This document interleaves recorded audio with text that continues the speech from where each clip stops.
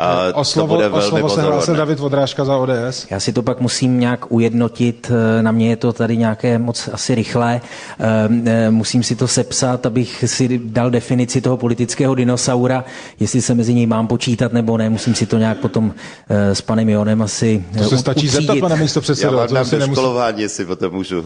Já právě v tom přírodopise mám možná nějaké mezery, takže budeme si to muset doplnit. Já bych si vzal taky hodinu potom. Tak to vyřešme.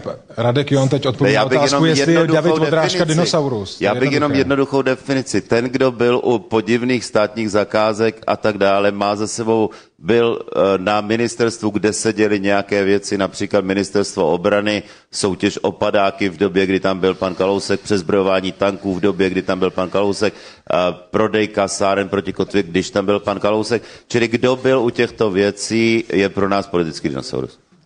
Karel Schwarzenberg za TOP 09 reaguje.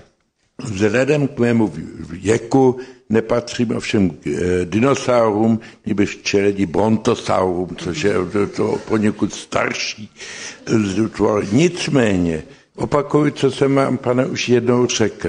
Máte-li znalosti u pana Kalouska o nějakém provinění, o nějaké korupci, o ničem, tak račte prosím jít k policii, udejte udání, předložte důkazy, aby bylo zahájeno šetření. Když žádné důkazy, nic o tom nemáte, tak bych poprosil, abyste veřejně nikoho nepomlouval. Jsou pouze dvě možnosti. Buď máte o tom důkazy, nebo nemáte důkazy. Máte důkazy, tak je předložte policii. Pan ministr vnitra by je taky mi rád přijal a zahájil všechno, co je nutné k tomu. A když ne, tak prosím, bych poprosil držet hubu. Ano, já mám jednoduchý důkaz. Pan Kalousek byl náměstkem ministra obrany v době, kdy se na ministerstvu obrany přijali tyto absurdní předražené armádní zakázky. Zdá se, že nejste právník, pane. To není dostatečný důkaz v žádném šetření na světě. Děkuji. Podotýkám pro posluchače, že Martin Pecina, ministr vnitra, se tiše usmívá. No tak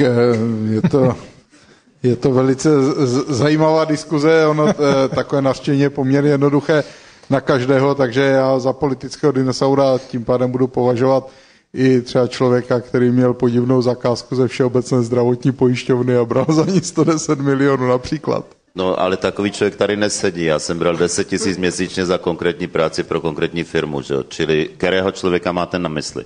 No tak vy jste se přihlásil sám, já jsem to říkal obecně.